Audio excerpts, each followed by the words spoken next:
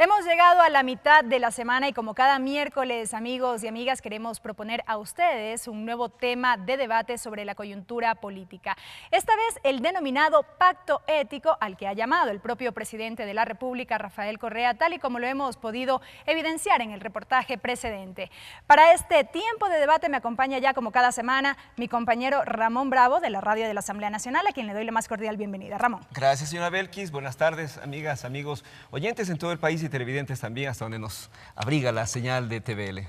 Y para abordar el tema que hemos propuesto en esta ocasión, nos acompañan también la doctora Rosana Alvarado. Ella es primera vicepresidenta de la Asamblea Nacional. Ella es asambleísta, además por Azuay, por el movimiento Alianza País. Bienvenida, doctora. Gracias, Belkis. Gracias, Ramón. Y el doctor Luis Fernando Torres, asambleísta en representación de la provincia de Tungurahua por el Partido Social Cristiano y el Movimiento Cambio. Bienvenido. Muchísimas gracias por la invitación. Iniciamos de inmediato entonces este debate y lo hacemos con usted, doctora Alvarado. ¿Qué entendemos por este pacto ético que ha sido tanta materia de discusión en este último tiempo? Bueno, es una propuesta que surge a partir de la indignación que debe causarnos la información que obtuvimos a través de los llamados papeles de Panamá. Entonces, no hacía en verdad tanta falta conocer estos papeles de Panamá para tener la certeza de qué es lo que esconden los paraísos fiscales. En ese sentido, pues, se propone un pacto ético precisamente para que la ciudadanía empiece una reflexión sobre qué tan beneficiosos son los paraísos fiscales en donde con tanta opacidad, con tanta oscuridad, no podemos obtener la información de cuáles son los impuestos causados y que tienen que pagar las grandes empresas. Entonces, a partir de esa que ha sido una discusión mundial, el Ecuador y su gobierno retomó una discusión que venía dándose desde el año 2007, cuando en la Ley de Equidad Tributaria, por ejemplo, ya establecimos algunas disposiciones como que no puedan ser deducibles de los impuestos aquellos fideicomisos mercantiles o aquellos, arrendamientos mercantiles cuando están localizados en paraísos fiscales y algunas otras disposiciones legales con las que queremos combatir aquello que para ningún sistema económico es sano y es aquello que se denominan paraísos fiscales. Gracias, doctora. La misma pregunta, doctor Torres. Es un pacto ético que se ha materializado ya, inclusive en una pregunta presentada por el presidente de la República a la Corte Constitucional. Un pacto ético que no nace de los ciudadanos, un pacto ético que nace del poder con la ética del poder y no con la ética de los ciudadanos. Sería diferente que este pacto respondiera efectivamente a una fuerza ciudadana y no a quienes hoy gobiernan el país. En todo caso, la pregunta que ya está en conocimiento de la Corte Constitucional va a servir para que se contamine el proceso electoral del 2017. Porque no solamente nos limitaremos a elegir presidente y asambleístas, sino que tendremos los ecuatorianos, de tramitarse esta pregunta favorablemente por la Corte Constitucional, cosa que no dudo, que pronunciarnos sobre un tema ajeno a la ley electoral como tal y que va a permitir también que sin ser candidato, por ejemplo, el presidente de la República pueda incursionar en la campaña electoral, no solamente movilizándose alrededor de la pregunta, sino inclusive mediante la utilización de las franjas publicitarias a que se tiene derecho, en este caso no como candidato, sino porque se encuentra de por medio una pregunta, que de lo que yo he podido leer es una pregunta ambigua, es una pregunta que puede conducir a cualquier resultado, ya que el efecto inmediato de aprobarse esa pregunta es que la futura asamblea tramite varias leyes, entre ellas reformas a la Ley de Servicio Público, reformas al Código de la Democracia, para que pueda materializarse la prohibición que allí se establece. Bien. Gracias, doctor. Yo quiero hacerles una pregunta asimismo compartida a doctora Rosana Alvarado y doctor Luis Fernando Torres. Me he remitido a la publicación que en el Internet se le da como concepto a esto de los Panama Papers, que es desde donde nace más o menos, en inicios de abril, la publicación de todos estos documentos, esta revelación de estos documentos, todo este debate público sobre la política, la ética, las inversiones fuera del país. Dice, los Panama Papers es el nombre dado por los medios de comunicación, una filtración informativa de documentos confidenciales, recogida por el Consorcio Internacional de Periodistas y lo que dice es que se trata del ocultamiento de propiedades de empresas, activos, ganancias, evasión tributaria de jefes de Estado y de gobierno, líderes de la política mundial, personas políticamente expuestas y personalidades de las finanzas, negocios, deportes y arte. Y la señora Marina Walker, ella es la vicerrectora del Consorcio Internacional de Periodistas de Investigación, los que publicaron los Panama Papers, dice: con los Panama Papers la era de los secretos se terminó. ¿Por qué les hago esta introducción un poco extensa? Porque en los dos conceptos se hace alusión a que tener, o quien los tuviere, este tipo de inversiones fuera del país o en paraísos fiscales, está haciendo algo oculto, con fines de ocultamiento de activos, ganancias, empresas. En estos dos casos hay personas que han tenido de alguna manera involucramiento. Hablamos, por ejemplo, del caso del gobierno, el gerente de Petroamazonas, del señor fiscal. Hablamos también del líder del Partido Social Cristiano. Por favor, una reflexión sobre esto. Es que más allá, no sé si con esto podamos cerrar el tema de decir se acabó, de hoy en adelante todo va a ser transparente, todos estos son datos que van a ser reales y conocidos. No, ojalá, bueno fuera. Los paraísos fiscales tienen unas legislaciones que les permiten precisamente impedir, tener prohibiciones para entregar los nombres y la información de aquellos que tienen inversiones, sobre todo inversiones a partir de extraños u oscuros vínculos con actividades que no son todas lícitas, ¿sí? Esa es de las principales denuncias. Detrás de los paraísos fiscales pues podemos encontrar algunas sorpresas, muchísimas de ellas de índole criminal, de índole delictivo, ¿no? Más allá de eso, lo que es claro es que la evasión y la elusión a la que se prestan los paraísos fiscales causan un daño gigante, sobre todo en las economías de los países más débiles. No es natural, no es una orden natural que, por ejemplo, sea un paraíso fiscal las Islas Vírgenes o que también sea el Gran Ducado de Luxemburgo, ¿sí? Detrás de eso hay inmensos lobbies y grandes presiones, sobre todo de los países más poderosos, que encuentran allí las formas de ocultar información. Entonces, más allá de esta discusión de cómo hemos obtenido apenas una milésima, una parte pequeñísima de la información que es la que proviene de los papeles de Panamá, que es lo que hemos llegado a conocer, está una discusión que inclusive a nivel de Naciones Unidas han dado de los grandes economistas del mundo. No existe ningún beneficio, sino más bien los paraísos fiscales constituyen una distorsión de la economía. Los paraísos fiscales nos hacen daño al Estado y al hacerle daño al Estado le hacen daño sobre todo a los más débiles. ¿Cuáles son estas implicaciones? Por ejemplo, la evasión y la elusión fiscal. Básicamente allí en los paraísos fiscales es en donde, con ese tipo de inversiones es en donde podemos hacer una trampa y evitar la presencia del Estado cuando se trata de pedir cuentas, de decir cómo se han dado esas inversiones o cuáles son los impuestos que han generado ese tipo de inversiones. Gracias, doctora. Por favor, doctor. Debemos ser implacables a la hora de combatir a los corruptos que han utilizado fondos públicos, a los lavadores de dinero que han defraudado, a los evasores cuando utilizan precisamente lo que se llaman paraísos fiscales para esconder fortunas mal habidas. Paraísos fiscales son calificados así por los gobiernos. El Ecuador tiene una lista de paraísos fiscales, pero esa lista no es necesariamente la lista que tiene otro país. El caso de Panamá. Yo recuerdo cuando el presidente de la República del Ecuador en algún foro internacional mencionó que Panamá era un paraíso fiscal. Él tuvo la respuesta del presidente constitucional panameño y el presidente de la República dijo: me excedí, no es paraíso fiscal. Ahora bien, ¿por qué aclaro esto? Porque en Panamá existen operaciones completamente legales y lícitas, registradas, que pagan inclusive impuestos superiores a los que se pagan en el Ecuador. Pero existe también la posibilidad de que en Panamá pueda existir, digamos, una empresa offshore, como la que tiene, por ejemplo, el gerente de Petroamazonas, el ministro y algunos otros más, que no operan económicamente en Panamá, no pagan impuestos en Panamá. Son empresas que se conocen como empresas offshore. Entonces hay de lo uno y de lo otro. Tener entonces una actividad económica legítima y legal, diga usted, en Panamá, a la que algunos le consideran paraíso fiscal y que bien podría servir para traer dinero al Ecuador, no es ilícito. tener una empresa offshore tampoco es ilícito en la medida en la que esa empresa esté registrada en el Ecuador y sepa el servicio de rentas internas que existe.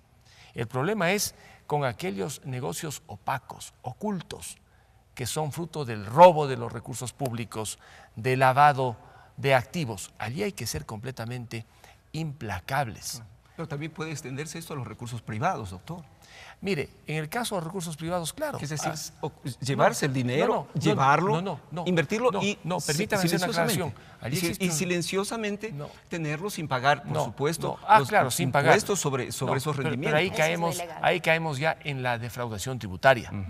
Pero que alguien que genera recursos los saque pagando todos los impuestos no es ilegal. A tal punto que nuestras leyes dicen que es legal hacerlo en la medida en la que se pague el impuesto a la salida de capital y si están produciendo rendimientos fuera tienen que pagar en el Ecuador el impuesto a la renta.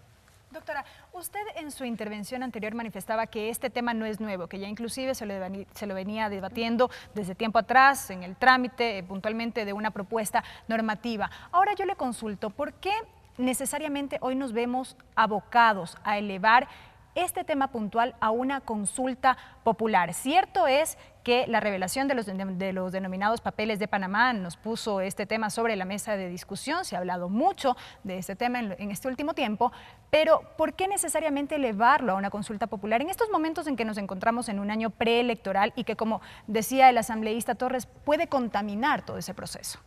Es que debería ser una consecuencia a partir de la indignación que nos causaron los papeles de Panamá. Parece que la indignación llega hasta el momento en que se debe tomar una medida, ¿sí? Cuando se habla o se especifica o se individualiza a aquellos que tienen sus cuentas offshore o que tienen sus inversiones no declaradas en paraísos fiscales, no es que el cambio sea la remoción de esos funcionarios, porque probablemente luego vendrán otros en cualquier otro gobierno que si mantienen esas mismas prácticas, pues el resultado va a ser el mismo. A nivel de todo el mundo, en grandes debates, en las grandes discusiones, se está poniendo en duda la necesidad de mantener estos paraísos fiscales. Se hacen exigencias a nivel del Ejecutivo, a nivel de presidentes de la República, de jefes de Estado, de saber cuál es la posición que sus países, los países que ellos gobiernan, van a tener frente a los paraísos fiscales. ¿Les vamos a dejar en la impunidad? Vamos a mantener aquello de que todo es absolutamente legal, que detrás de eso tendría que encontrarse un delito, el cometimiento de un delito para allí sí empezar una investigación. No hay una utilidad económica de los paraísos fiscales o de las empresas offshore. Es verdad que si es que yo tengo una inversión en Panamá, puede ser una inversión que no sea offshore. Puedo tener yo una cuenta que no necesariamente sea offshore, porque para eso entonces hay que verificar aquella lista que efectivamente tiene el Servicio de Rentas Internas y en la que establece que un paraíso fiscal o un régimen de tributación preferente es aquel en donde es menor en un 60% a la imposición tributaria del Ecuador. Pero en general, ¿cuál es la posición de nosotros como Estado, de nosotros como ecuatorianos, como ecuatorianas, cuando sabemos, nuestra historia da cuenta de cuántas veces se le defraudó al Estado a través de estas que eran empresas de papel, empresas fantasmas, empresas constituidas, con el único fin de evitar el pago de los impuestos? Frente a eso, ¿cómo vamos a reaccionar los ciudadanos? ¿Tenemos algo que decir o solamente nos vamos a indignar en cada aparición, en cada filtración de algún tipo de documentos de ese tipo? ¿O vamos a ir un poquito más allá y vamos a decir el funcionario público no puede tener inversiones en paraísos fiscales? Si prefiere las inversiones en paraísos fiscales, perfecto, pero no se haga funcionario público. Yo le hacía esa pregunta, doctora, porque se llegó a decir desde el sector de la oposición que esta propuesta tenía un direccionamiento específico a un precandidato. Bueno, creo que ese precandidato piensa que todas las acciones que podemos tomar o las decisiones que en coherencia, en consecuencia con estos discursos tengamos que asumir van direccionadas a él. Y me parece que se hace él mismo un flaco favor, porque entonces aparece como que es una bolsa de males de ese precandidato. Resulta que llama a que las inversiones se hagan en el Ecuador cuando él es la persona que invierte fuera del país, fuera de la República, fuera de su propia patria. Entonces creo que más bien se hace ese flaco favor como delatándose. aquel que tiene empresas offshore, aquel que pretende pues invertir afuera lo que puede invertir en su propio país y generar tanto trabajo y recursos en su propio país, pues sencillamente debe mantenerse en donde está, que es en los negocios y en las empresas privadas. Correcto. Doctor Luis Fernando Torres, me gustaría tener también de usted una reflexión sobre hasta dónde podemos avanzar. Hay diferencias en torno a la visión del significado de un pacto ético justo en tiempo preelectoral. ¿Hasta dónde podemos unir o llegar a un consenso entre los partidos, movimientos que van a terciar en las próximas elecciones? Frente a esto, a este tema, tener un pacto ético que es un buen comportamiento, normas claras de conducta y también frente a nuestro accionar político. En algo muy simple. Yo creo que todos podemos ponernos de acuerdo en ser implacables contra aquellos que encontrándose en el sector público o habiéndose encontrado en el sector público, pasaron de pobres a ricos y no pueden justificar. En otras palabras, se robaron la plata de los ecuatorianos.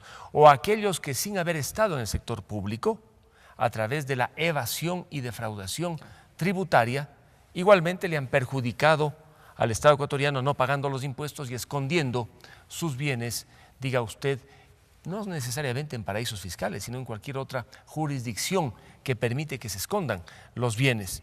En eso podemos ponernos de acuerdo. Ser implacables contra ese tipo de actividad. Pero por supuesto, lo que me parece a mí inconveniente es que se presente la pregunta precisamente en un momento electoral porque contamina y que la pregunta no esté bien hecha, sea una pregunta finalmente ambigua, porque digamos que los ecuatorianos dicen sí a la pregunta.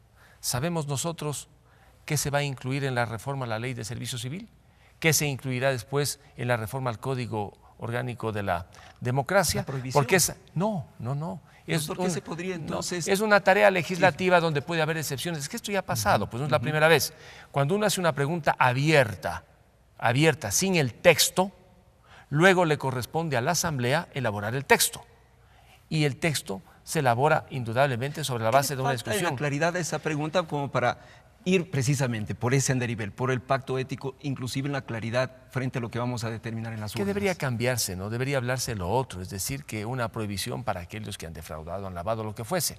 Le voy a dar un ejemplo. En Europa suelen considerar algunos organismos a Bélgica como paraíso fiscal. Si alguien tiene un inmueble en Bélgica, significaría que habría hecho una inversión en un paraíso fiscal. Y no es así. Entonces, vea usted a dónde puede conducir una pregunta tan abierta que permite que paraíso fiscal sea catalogado en el Ecuador por el SRI y otros más, y en otros países también. Nosotros tenemos una lista, de lo que me dijo el otro día el director de Servicios de Rentas Internas de la Comisión de Justicia, de 90 circunscripciones. En otros países no aparecen 90, sino 25, 20, en otros aparecen 120. Es muy subjetivo. Entonces que la pregunta es demasiado abierta, correcto, peligrosa y no resuelve el problema. De alguna manera creo que hemos entrado al debate y me parece que podríamos hacer ese ejercicio ciudadano de debatir sobre las flaquezas o también las fortalezas que tiene la pregunta, porque creo que ustedes dos han sido claros en esto. Los paraísos fiscales afectan al mundo entero, Hay cada vez, sabemos, un grupo de ricos que son cada vez menos, pero mucho más ricos. Y cada vez en la humanidad hay muchos más pobres y muchos más y más corruptos también, ¿no? Probablemente, pero es que la masa de la cantidad de pobres condenados por precisamente prácticas de muy pocos ricos. De todas maneras, creo que el debate abierto nos permite ir conociendo de mejor manera la propuesta que se nos hace y nuestra definición frente a las urnas. Doctora, solamente para ir cerrando este debate, ¿la posibilidad un poco de mejorar esta pregunta tal como está planteada?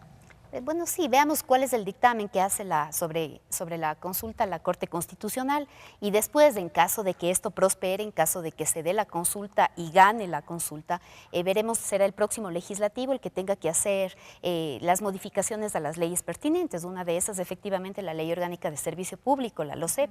Más allá de eso, sí es importante que estemos dispuestos a pedir del candidato que se deje revisar hasta las costuras. Si queremos saber cuáles son sus patrimonios, dónde escogió invertir, nadie le ha obligado, nadie le puso un revólver en la cabeza para que sus inversiones se hagan en un paraíso fiscal.